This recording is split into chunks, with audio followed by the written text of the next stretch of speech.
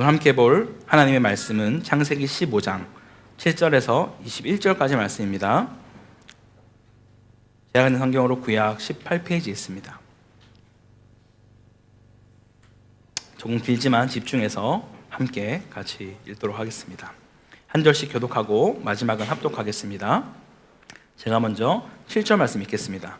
또 그에게 이르시되 나는 이 땅을 내게 주어 소유를 삼게 하려고 너를 갈대아인의 우르에서 이끌어낸 여호와니라.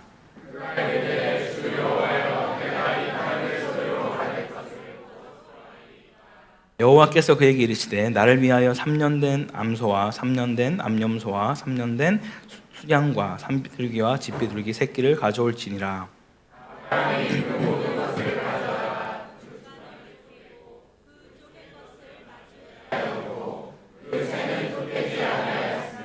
솔개가 그 사체 위에 내릴 때에는 아브람이 쫓았더라.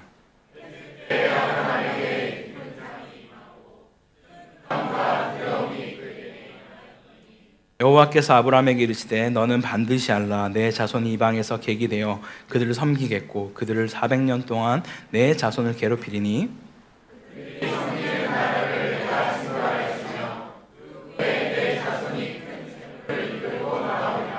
너는 장수하다가 평안히 조상에게로 돌아가 장사될 것이요.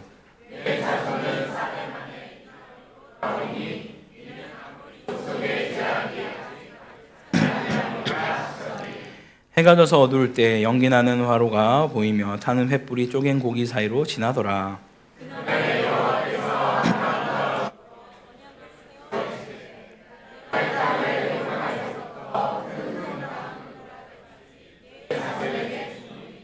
곧 겐 족속과 그니스 족속과 감몬 족속과 함께 읽겠습니다. 아모리 족속과 가나안 족속과 기르가스 족속과 여부스 족속의 땅이니라 하셨더라. 아멘. 할렐루야. 오늘도 변함없이 은혜의 자리로 또 말씀 앞에 복음을 사모함으로 이곳에 오신 모든 성도 여러분들에게 그리스도의 평강과 긍휼과 은혜 가득하기를 간절히 축원합니다. 우리 설날이 엊그제 같았는데 이제 곧 추석이 다가옵니다. 해외에서 명절은 한국 같진 않지만 그래도 우리 하늘나라 가족 성도님들이 같이 계시기에 그저 감사할 따름입니다. 우리 옆에 계신 분들께 이렇게 한 번 더 인사하면 좋겠습니다. 오늘도 제 옆에 앉아주셔서 감사합니다. 오늘도 제 옆에 앉아주셔서 감사합니다. 우리 다음 주에 뵙겠습니다. 네, 한국에 가지 않으신다면 오셔서 모두 함께 같이 또 떡을 떼고 교제하는 그런 귀한 시간 되면 좋겠습니다. 우리 지난번 한방의료 선교가 아주 성황리에 잘 마무리되었습니다. 정말로 평일에 이렇게 많은 분들이 오실 수 있구나를 다시 한번 체감하는 아주 그런 시간이어서 수요 예배에 소망을 가지게 됐다고 제가 말씀드렸죠? 네. 갑자기 대답을 아무도 안 하시네. 네. 그때 많은 분들이 이제 진맥도 보시고 침도 맞고 또 뜸도 뜨면서 많이 치료를 받으셨는데 몇몇 분들은 유달리 눈물까지 보이시면서 이 육신의 치료뿐만이 아니라 마음의 치료까지 받는 분들도 계셨습니다. 도대체 한방침이 무엇이길래 그렇게 마음까지 위로를 받았을까요? 궁금하시면 다음 치료 때 꼭 오십시오. 네. 제가 몇몇 분의 이야기를 들어보니 다름 아닌 이 자기의 몸의 상태가 어떠한지, 지금 어떤 상황에 내가 처해 있는지를 이제 한의사분이 얘기해 주는 것만으로도 그게 너무 큰 위로를 받으시더라고요. 사람은 사실 정말 감동을 받는 게 명품을 주고 그때 감동을 받으시. 네. 꼭 그런 게 아니더라도 정말 나에 대해서 누군가가 알아줄 때 우리는 내 마음에 대한 공감을 해줄 때 우리는 많은 감동을 받습니다. 그래서 어쩌면은 그런 걸 가장 잘 못하는 게 부부? 아닌가요? 다 너무 잘하고 계시는군요. 네, 죄송합니다. 네, 우리가 참 가까운 사람일수록 그렇게 뭔가 그 사람을 알아주고 격려해주고 공감해주고 칭찬해주는 게 참 많이 어색하지 않은가 생각합니다. 혹시라도 내가 돌아볼 때 좀 그런 상황이 있었다면 오늘 가서 바로 고맙다고, 정말 사랑한다고, 당신 덕분에 내가 이렇게 산다고 이렇게 꼭 함께 나누면 좋겠습니다. 아마 그렇게 격려만 해줘도 분명히 위로를 받을 겁니다. 꼭 명품이 아니어도. 네, 그죠? 네, 위로를 받을 줄 믿습니다. 네, 아멘 안 하시네요. 명품이 필요한 것 같습니다. 네. 저도 예전에 정말 큰 위로를 받아서 소리를 꺽꺽 내면서 울었던 적이 있었는데요. 여러분 혹시 예언기도 받아보신 적 있으십니까? 저는 절대 예언의 은사를 추종하거나 혹은 신사돈동을 쫓아가는 그런 사람은 아닙니다. 물론 그렇다고 하나님이 주시는 은사를 부정하지는 않습니다. 하나님께서 이 선물, 은사가 필요하다면 누군가에게는 신유의 은사도 방언의 은사도 주실 수 있습니다. 특별히 이 예언의 은사에 대해서 말을 할 때 많은 사람들이 좀 오해를 하고 있는 부분이 있습니다. 정말 말 그대로 예언이라고 하면 우리가 흔히 말하는, 너무 안타깝게도 그 설문조사에 의하면은 그런 점집이나 타로나 이런데 많은 그리스도인들이 온다라고 해요. 네, 재밌죠? 근데 오히려 그 갔을 때 거기에 있는 뭐 타로 보는 사람이나 아니면 무당들이 너 더 큰 신 섬기고 있는데 왜 여기 왔냐라고 쫓아내기도 한다라고 합니다. 여튼 이 마치 예언 기도라는 얘기를 들으면 마치 내가 미래에 어떤 때 내가 어떤 사람이 되고 언제 무엇을 해야 되고 언제 이사를 해야 되고 뭘 사면 되고 안 되고 뭐 이런 식으로 이해를 해서 뭔가 그런 곳에 기도를 받으려고 찾아다니시는 분들이 있어요.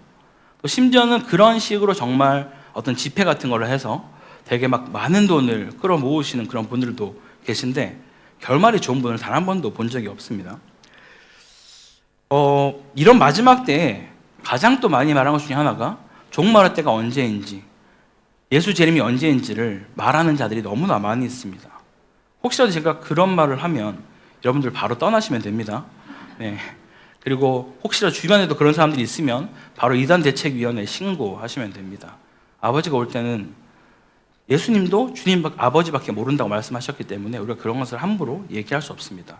정말 그렇게 주의 신실한 종들이 너무나 많은데 특별한 누군가에게만 재림의 때를 말해줬다. 이거 말이 안 됩니다, 여러분. 그건 그냥 우리가 늘 깨어서 주님 오시기를 도적같이만 그날을 믿음으로 기다리시면 되는 것이죠. 그런데 제가 아까 말씀드렸던 이 예언 기도라는 것은요, 다른 의미가 아니라 사실 어쩌면 우리가 누구라도 할 수 있는 것이기도 합니다. 물론 좀 더 이 은사를 받으신 분들은 좀 더 탁월함이 있긴 해요.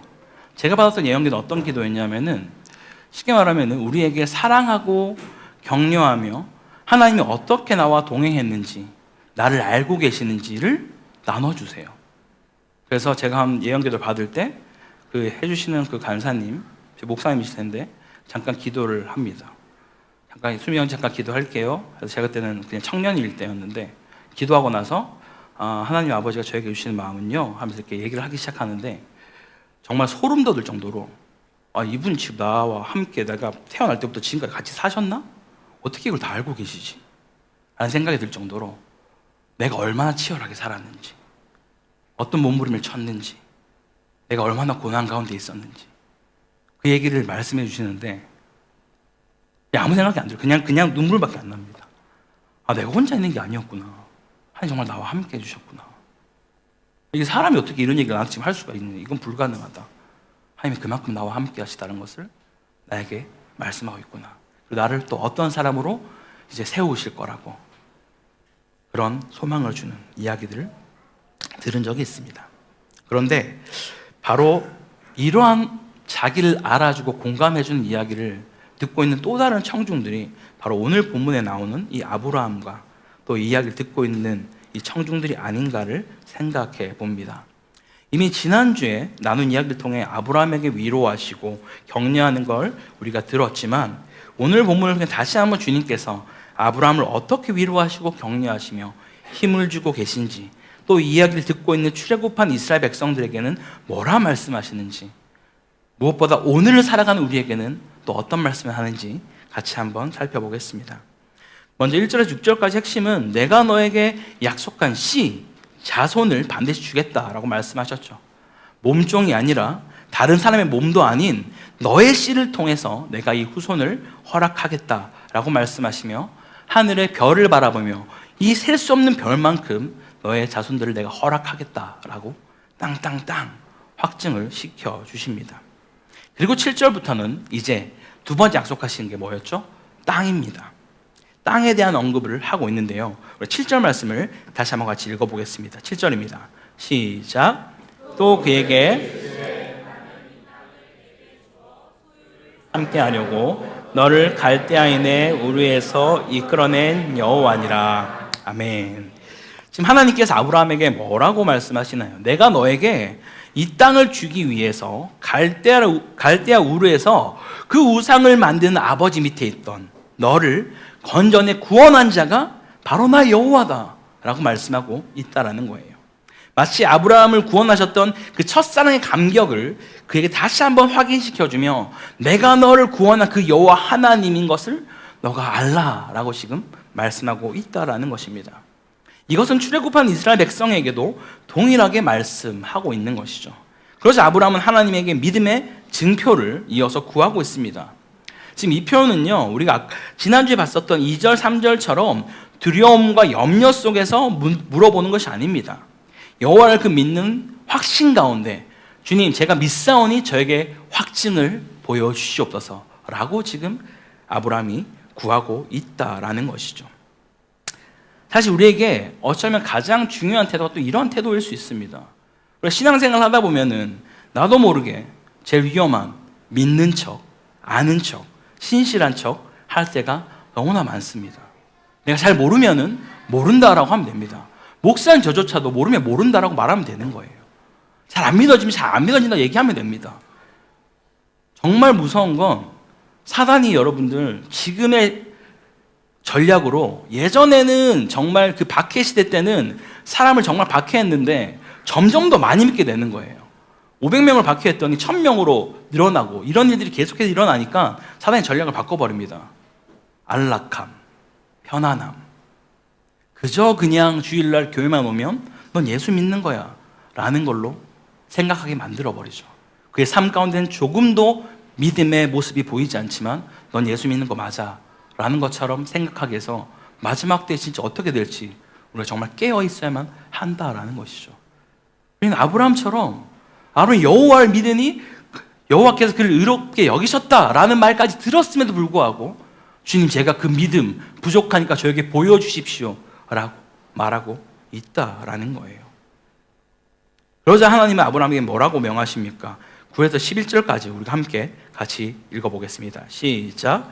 여호와께서 그에게 이르시되 나를 위하여 3년 된 암소와 3년 된 암염소와 3년 된 순양과 산비둘기와 집비둘기 새끼를 가져올지니라. 아브라함이 그 모든 것을 가져다가 그 중간을 쪼개고 그 쪼갠 것을 마주 대하여 놓고 그 새는 쪼개지 아니하였으며 솔개가 그 사체 위에 내릴 때는 아브라함이 쫓았더라. 그렇습니다. 지금 짐승을 준비하라고 말하고 있습니다. 이것은 제사를 위한 그런 제물은 아닙니다.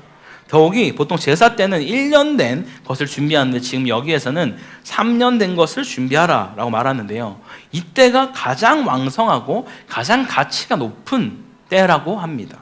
그래서 이 짐승으로 가져와서 무엇을 하라고 합니까? 비둘기를 제외한 모든 짐승은 반으로 쪼개어 마주보게 한다라고 말합니다. 이 행위는요, 실제로 역사 속에서도 고대 근동시대에 계약을 맺을 때 이러한 행위를 동일하게 했다는 것을 여러분 한 번쯤은 아마 들어보셨을 겁니다. 어떤 계약입니까? 이 짐승을 쪼개놓고 그 사이로 계약을 맺는 사람들이 지나가는 것이죠. 그리고 만약 우리가 맺은 이 계약을 어길 시에는 이 짐승처럼 내가 만들겠다, 이렇게 될 것이다, 지금 끝까지 쫓아가서라도 이렇게 만들어 버릴 거다라는 정말 목숨을 담보로 한 계약을 이러한 식으로 맺었다라는 것이죠. 말로만 했던 것이 아니라 죽음으로 보증하고 담보된 계약이 바로 지금 이 모습입니다. 근데 한마디만 하지 않고 이렇게 많은 짐승을 한 이유는 그만큼 이 언약이 확실하다는 것을 여러 죽음을 통해서 다시 한번 보증하고 확증하고 있다라는 것이죠. 자, 이제 다 준비가 되었으면 이 계약식을 거행하면 되는데요, 바로 하지 않고 12절에 하나님은 아브라함에게 깊은 잠을 허락하십니다. 이건 그냥 스스로 그냥 잠든 것이 아니라 하나님께서 마치 아담에게서 갈비뼈를 취할 때 깊은 잠에 빠지게 한 것처럼 하나님이 아브라함에게 깊은 잠을 허락하셨다라는 것이죠.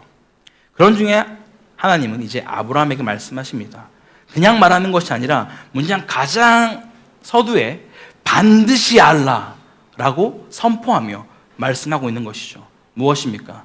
지금 아브라함의 자손들이 이 약속의 땅을 차지해서 호의호식하며 그렇게 대대손손 아주 번창하게 될 것이다 라고 말하면 좋을 텐데 그렇지 않습니다. 내 자손들이 이방에서 이 나그네가 되어서 객이 되어서 그들을 또 섬기는 자리에 있을 것이며 자그마치 400년 동안 그들이 너의 자손들을 괴롭힐 것이라고 말합니다. 하지만 그것이 끝은 아닙니다. 14절에 내가 그 나라를 징벌하며 그 후에 그 자손들은 큰 재물을 가지고 나오게 될 것이다 라고까지 주님은 말씀하고 있다는 것이죠. 이게 무엇입니까? 지금 언약을 맺으시는데 당장 눈앞에 펼쳐질 일을 말해도 될까 말까한 일을 400년에 더 흘러야 할 일을 심지어 그때가 되면 약속의 땅을 주시겠다라고 말하는 것이죠. 주님은 4대 만에 너희 자손 이 땅에 돌아오게 될 것이며 아브라함 또한 장수하다가 평안히 조상에게 돌아가게 될 것이다 라고 말씀하고 있습니다. 지금 이러한 이 계약 체결 과정에서도 다시 한번 주님은 아브라함에게 무엇을 요구하고 계실까요? 바로 반드시 이루어질 거라는 그 믿음을 아브라함에게 다시 한번 확인하고 있다라는 거예요. 믿음의 중요한 요소는요, 약속을 붙들고 오랫동안 인내하며 흔들리지 않고 낙담하지 않고 기다리는 것입니다. 그럴 때 아브라함이 장수하다가 평안히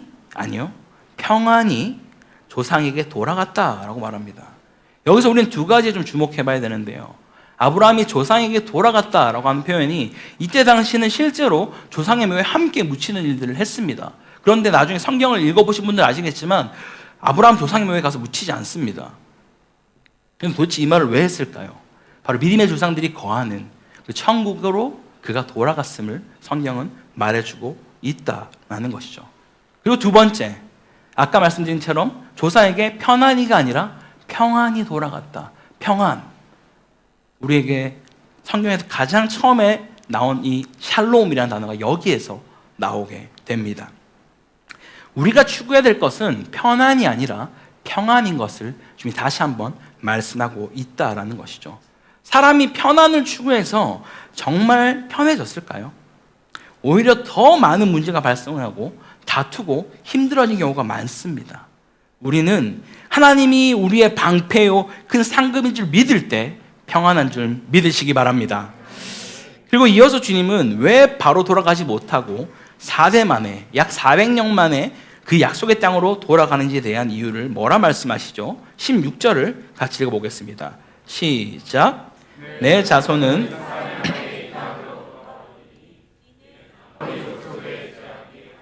가득 차지 아니함이라 하시더니.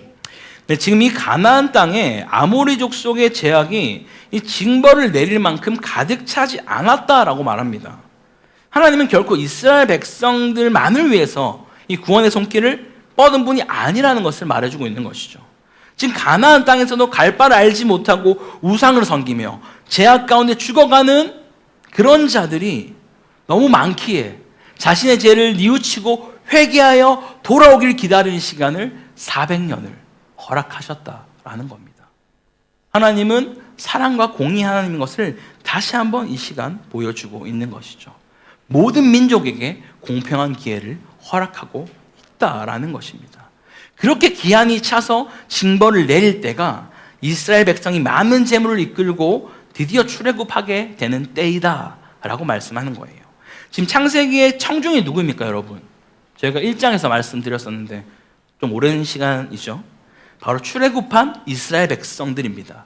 분명 조상으로부터 어떻게 애굽에 오게 됐는지 들은 자들이 있긴 했을 텐데 이 400년이라는 시간이 지나면서 출애굽까지 하게 되면서 광야에서 방황하며 하나님을 조금이나마 더 알던 그 1세대조차도 서서히 죽어가는 그때에 모세는 시내산에 가서 내려오지 않고 뭐라도 하지 않으면 너무 불안해서 안 될 것 같아서 금송아지를 만들어서 그 금송아지를 마치 자기들이 섬기는 신이라고 모시고 있는 그 공허하고 어둠 가운데 있던 그때에 선포된 말씀이 이 창세기 말씀인 거예요.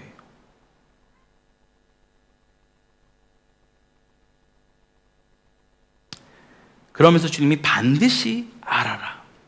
너희가 믿는 여호와, 내가 바로 아브라함을 갈대아 우르에서 건져낸 것처럼 너희가 종되었던 애굽 땅에서 건져 구원하여 이 약속의 땅으로 인도하는 자가 바로 나 여호와다. 너희가 지금 방황하고 있는 것이 아니다. 너희가 400년 동안 내가 있었던 거 다 알고 있다 라고 지금 주님이 이스라엘 백성 가운데 말씀하고 있다라는 거예요. 아까 제가 서두에 말씀드린 그 기분, 도대체 나는 왜 여기 있는지, 왜 그 할아버지도 모두 노예로 태어나서 벽돌 굽기와 쌓기를 하고 있었는지 전혀 몰랐고, 갑자기 누가 나타나서 자기들을 출애굽한다고 해서 데려 나왔는데 오히려 만나와 메추라기만 먹으면서 너무 고생하고 있다 생각하는 그때에 너희가 지금 이 자리가 끝이 아니라 반드시 너희는 약속의 땅으로 인도할 거라고 말씀하고 있는 그 음성을 여러분 듣게 된다면 어떨까요? 정말 하염없이 눈물이 나지 않겠습니까? 400년 동안 너무나 막막했고 아무것도 보이지 않았고 이 처절한 인생 내가 여기에 왜 있지? 아니 기껏 나왔더니 만나와 메추라기와 정말 줄 것 같으니 고비를 몇 번이 넘기면서 내가 여기 왜 있는 거지? 라고 생각하는 그때, 아니 내가 그거 다 알고 있고 내가 한 번도 너를 떠난 적이 없고 내가 너를 인도했고 이제 약속의 땅에 너희가 들어가게 될 거야, 염려하지 마 라고 지금 주님이 말씀하고 있다라는 것이죠. 어쩌면 지금 우리 삶에도 동일하게 말씀하고 있지 않을까요? 아까 우리 집사님도 찬양할 때 멘트로 말씀하셨지만 왜 힘든 일은 나만 겪는 것 같고 이제 좀 해결해서 산을 넘었다 싶으면 더 큰 산이 오는 것 같고 이제는 정말 너무 힘들어서 내가 버려진 건 아닌가? 정말 신이 있다면 어떻게 이럴 수가 있지? 라고 말하는 그때에 지금 우리에게 찾아와서 말씀하는 것이죠. 내가 지금 너의 상황을 너무나 잘 알고 있다고. 한 번도 내가 너를 떠나지도 버리지도 않았으며 언제나 신실하게 너의 삶을 붙들고 인도하고 있었노라고 말씀해주고 있다는 것을 믿으시기 바랍니다. 우리가 주님의 손을 놓은 적이 있었을지 몰라도 주님은 단 한 번도 여러분의 손을 놓은 적이 없다라는 것이죠. 그리고 드디어 계약이 체결되는 모습이 나옵니다. 우리 함께 17절 말씀 같이 읽어볼까요? 17절입니다. 시작. 해가 져서 어두울 때 연기 나는 화가 보이며 타는 횃불이 쪼갠 고기 사이로 지나더라. 아멘. 아까 말씀드린 것처럼 지금 이 계약은 계약 당사자끼리 쪼갠 고기 사이로 지나가면서 만약 우리 둘 중 누가 이 계약을 지키지 못한다면 지금 끝까지 쫓아가서라도 이 짐승처럼 될 거라고 말하는 약속입니다. 심지어 주인과 종이 할 때나 혹은 강자와 약자, 갑과 을이 하는 경우에는 무조건 약자, 을인 사람이 지나간다라고 말합니다. 지금 아브라함과 하나님이 할 때 누가 약자이겠습니까? 당연히 아브라함입니다. 아브라함이 지나가야 되는데 지금 누가 지나갔죠? 하나님께서 지나가셨다라는 거예요. 이 쪼갠 고기 사이로 이 횃불, 연기와 불은 성경 곳곳에서 하나님 나타나실 때 나오는 그 현상들입니다. 그 횃불이 쪼갠 고기 사이로 지나갔음을 보여주고 있다라는 것이죠. 이것은 무슨 말을 하고 있습니까? 내가 지금 너에게 약속한 이 모든 것들, 너의 자손들이 이 가나안 땅을 차지하겠다고 그 약속을 내가 지키지 못한다라면 나를 이 짐승처럼 해도 좋다라고 말씀하시며 자신의 생명까지 걸고서 아브라함에게 그 증거, 그 증표를 지금 보여주고 있다라는 거예요. 어쩌면 아브라함에게는 정말 필요했을지도 모르겠습니다. 당장 눈앞에 펼쳐지는 그 언약이 아니라 400년 아니 약 700년 정도 뒤에 일어날 그 일에 대해서 주님 제가 어떠한 것으로 믿음으로 붙들 수 있겠습니까? 라고 말할 때 내가 내 생명을 걸게. 그렇게 하지 못하면 말 이렇게 만들어도 괜찮아 라고 지금 아브라함에게 말씀하고 있다라는 거예요. 도대체 우리가 아니 사람이 무엇이간데 신께서 이렇게까지 우리에게 배려를 하시겠습니까? 이런 주님의 한량없는 은혜와 사랑을 알고 믿는 우리가 되기를 간절히 소망합니다. 사랑하는 쿠타키나발로 한인교회 성도 여러분, 하나님의 약속은 하나님의 때에 반드시 이루어집니다. 할렐루야! 그냥 추상적이고 뜬구름 잡듯이 되는 것이 아니라 이 18절에 나오는 표현처럼 정확하게 얼마만큼의 땅을 가지게 되는지를 말해주고 있어요. 근데 여기에서요, 중요한 것은 마지막에 내 자손에게 주노니에 대한 그 표현이 원어로 보게 되면 주노니가 아니라 이미 주었다라는 완료형을 쓰고 있다라는 거예요. 이 말이 무슨 말입니까? 하나님이 우리에게 하신 약속, 언약의 모든 것들은 이미 이루어진 줄 믿으시기 바랍니다. 하나님은 한 번도 우리에게 내가 어떻게 해야지만, 이걸 순종해야지만 내가 널 구원하고 받아줄 거라고 말씀하신 적이 없습니다. 이미 우리를 갈대아 우르에서 종된 애굽에서 원사탄 곧 제 노예로 살았던 우리를 먼저 구원하시고 말씀하시며 일방적으로 약속해 주셨다라는 것이죠. 세상에 어떤 보증이 목숨보다 중요한 것이 있겠습니까? 우리를 위해서 기꺼이 생명조차 내어주신 그 하나님을 믿으신다면 여러분 두려워하지 마십시오. 또 염려도 하지 말고 지금도 우리를 위해 쉬지 않고 일하시는 그 하나님을 온전히 신뢰하며 믿고 나아가는 우리 모두가 될 수 있기를 주의 이름으로 간절히 축원합니다. 우리 함께 같이 이 마음을 담아서 주님 앞에 고백하기 원합니다. 우리를 단 한 번도 실망시킨 적이 없으시고 언제나 우리를 지키시고 떠나지도 않으시는, 버리지도 않는 그 하나님을 우리가 함께 찬양으로 고백합시다.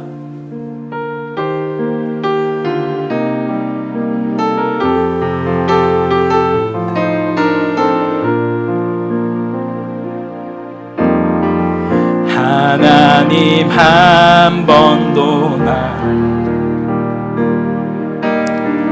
실망시킨 적 없으시고 언제나 공평과 은혜로 나를 지키셨네. 오신실하신 주, 오신실하신 주,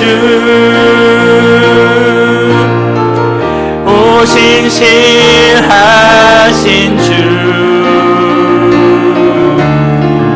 내 너를 떠나지도 않으리라, 내 너를 버리지도 않으리라. 약속하셨던 주님, 그 약속을 지키사 이후로도 영원토록 나를 지키시리라 확신하네. 지나온 모든 세월들, 지나온 모든 세월들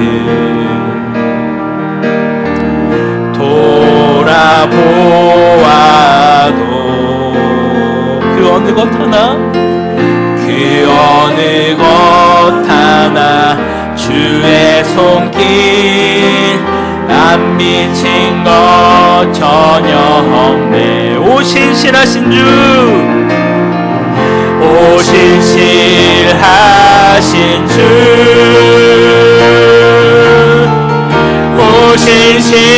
오신실하신 주,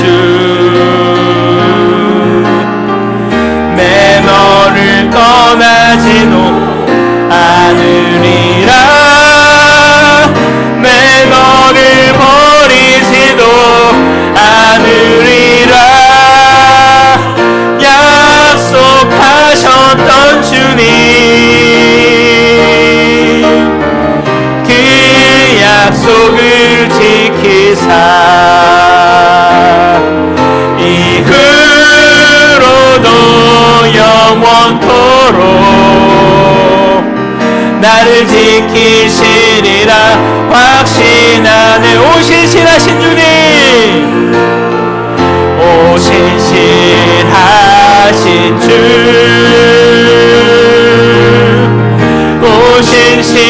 오신실하신 주,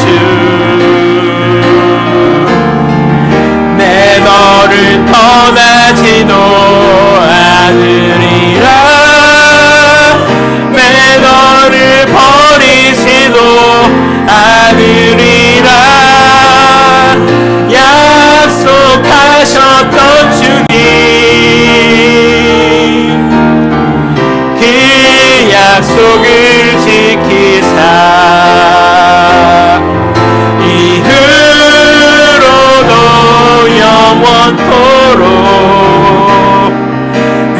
지키시리라 확신하네. 이후로도 영원토록, 이후로도 영원토록 나를 지키시리라 확신. 다시 한번 마지막으로 이후로도 영원토록, 이후로도 영원토록 나를 지키시리라 확신하네. 우리가 이 시간 함께 같이 기도하기 원합니다. 우리가 지난주에도 잠깐 나눴었지만 우리에게 참 가장 쉽지 않은 것이 그 하나님의 때를 기다리는 것이죠. 하나님, 제가 원하는 때, 제가 원하는 방법으로 들어질 수는 없으십니까, 주님? 너무 힘든데요, 주님. 이제 도무지 설 힘도 없는데, 주님. 정말 함께 하실 겁니까? 라고 말하는 그때에도 여전히 주님은 졸지도 아니하시며 우리를 위해 쉬지 않고 일하시며 내가 너를 떠나지도 버리지도 않았으며 내가 너와 늘 함께 했다라는 그 사실을 여러분 믿으시기 바랍니다. 그런 주님께 다시 한번, 주님, 제가 이제 다시 한번 일어서서 그 약속하신 주님, 나를 이끄시는 주님을 내가 붙들고 나아갑니다. 내 상황과 문제가 함몰되는 것이 아니라 여전히 내 삶 가운데 신실하게 일하시는 그 주님을 내가 신뢰합니다라고 우리 주님 한번 간절히 잡고 같이 기도하겠습니다. 주여, 하나님 아버지 감사합니다. 아버지, 오늘 시간 또 우리가 이 말씀을 통하여서 하나님의 때에 반드시 이루어주시는 그 하나님의 그 놀라우신 은혜와 능력을 다시 한번 바라보며 고백하며 나아갑니다. 아버지, 때로는 내 삶 가운데 찾아오는 많은 어려움과 고통과 역경이 왜 나에게만 있는 것처럼 느껴지고 왜 나만 힘든 것처럼 느껴지는 그때에도, 정말 하나님의 내 삶 가운데 안 계신 것처럼 느껴지는 그때에도 단 한 번도 우리를 놓지 않으시고 나를 버리지도 떠나지도 아니하시고 내가 어떠한 상황 가운데 제약 가운데 있다 할지라도 나를 붙드시고 인도하시는 그 주님, 내가 너를 택하여 불렀고 너를 내 자녀 삼았으며 내 소유 삼았사오니 네가 너를 떠나지도 아니하니 세상 끝날까지 내가 너를 붙들고 인도하신다 말씀하시는 그 주님을 내가 믿고 나아가기 소망합니다. 아버지, 내 앞에 문제에 함몰되지 않게 하시고 문제보다 크신 하나님, 내 상관에 역사하시는 그 주님을 바라보며 신뢰하며 나갈 수 있도록 우리를 붙드시고 인도하여 주시옵소서. 살아계신 하나님, 역사하시는 그 하나님을 내가 믿습니다. 주님, 우리 가운데 찾아오셔서 우리 가정에 오셔서 우리 직장에 우리 교회에 오셔서 하나님의 놀라운 그 하나님의 역사하심을 하나님의 때에 반드시 이루어지는 것들을 보게 하여 주시옵소서. 주님, 역사하시 동치하여 주셔서 다시 한번 우리의 모든 삶 가운데 그런 하나님의 간증 넘쳐날 수 있도록 우리의 삶을 한 명 한 명 붙드시고 인도하여 주시옵소서. 살아계신 하나님, 역사하시 하나님을 찬양합니다. 아버지, 동치하시 역사에 다스리고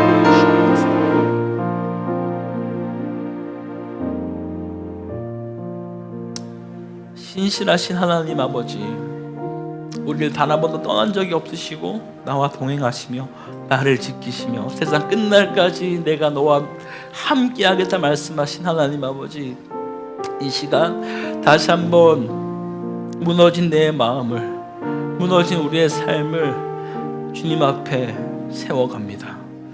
주님, 나를 붙들어 주시고 내 앞에 펼쳐진 문제와 어려움 앞에 무너지는 것이 아니라 문제보다 크신 하나님, 단 한 번도 쉬지 않으시며 우리의 삶을 가장 좋은 길로, 완전한 길로 인도하시는 그 하나님을 신뢰함으로 나아가는 복된 인생들로 우리를 붙드시고 인도하여 주시옵소서. 그 은혜가 내 삶 가운데만 있는 것이 아니라 나를 통하여 우리의 가족 가운데, 사랑하는 남편과 아내와 자녀들 가운데, 부모님 가운데, 우리 이웃들 가운데, 교회와 직장과 온 열방 가운데 흘러가는 축복의 통로로 우리를 사용하여 주시옵소서. 날마다 우리와 함께 하시며 나를 붙들어 주시는 살아계신 우리 주 예수 그리스도의 이름으로 기도드립니다. 아멘.